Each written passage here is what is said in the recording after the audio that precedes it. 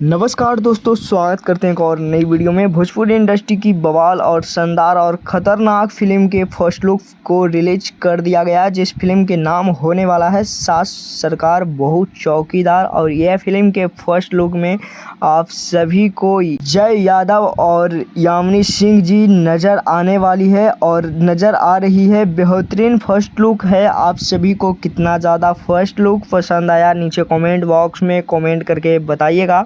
और दोस्तों, यह फिल्म के ट्रेलर के 1 जून को यानी कि कल यह फिल्म के ट्रेलर को एंटरटेन रंगीला के यूट्यूब चैनल पर रिलीज किया जाएगा, तो एक बार ज़रूर देखिएगा। तो ये ट्रेलर के लिए आप सभी लोग कितना ज़्यादा बेसब्री से इंतज़ार कर रहे हैं, वो भी कमेंट बॉक्स में बताइएगा।